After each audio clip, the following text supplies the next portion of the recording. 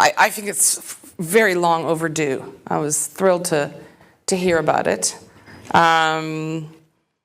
But your question really is, I mean, what does Israel pulling out of UNESCO with the US, what's the question? What impact does that have on what? Does it bring them closer together? Well, I mean, it certainly says to the world on that issue their interests are aligned, that they think UNESCO is a farce. It's not just Israel and the US that think so, though. There are many countries that think so that just don't have the courage to do it. And they may follow suit. I don't think I think it's a Pyrrhic statement, right? It doesn't really have much impact.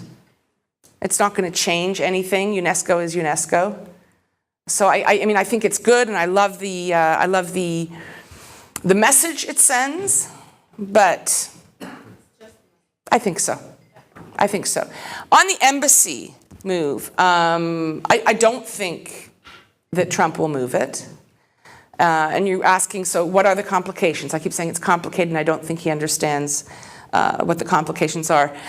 I think that, you know, I also spoke about, you know, that I think it's BS that companies don't have a political presence in Jerusalem, right? So on the one hand, it's quite simple if you approach it honestly and logically, and if you look at history and the politics of the region. The complexity comes in how it's handled.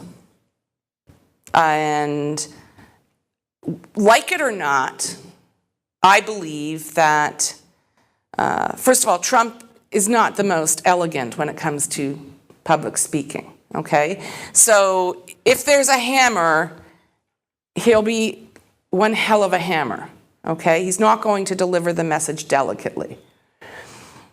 But I don't think it matters a whole lot at the end of the day whether it's delivered with a hammer or with a silver-tongued, you know, devil.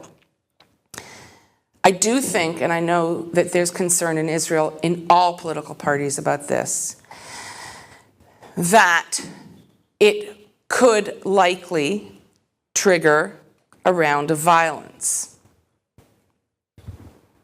And some people may say, well, too bad. Those of us who live there may feel differently. And people, you know, around the time that there was more discussion about moving the embassy, this was something that me and my friends discussed all the time, you know. Is it worth it? I think it could be done if the US were to establish, and other countries, a smaller presence in Jerusalem, which is actually all they need, and explain, and if it wasn't just the US, it was the US and other countries, other European countries, in conjunction with. And kind of neutralize the other side, and to, you know, have some reasonably articulate people other than Trump making the case for it. But I just don't think Trump, I think he's going to be too distracted. I think he loses attention. I think he's erratic in his commitment. I think one day he'll think this embassy thing is the most important thing in the White House, and the next day he's going to be distracted by something else.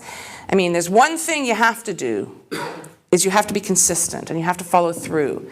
And any leader, if you want to actually implement policy, never mind policy change, you've got to be a dog with a bone. Trump isn't a dog with a bone. The only bone he's got that I can see is Twitter.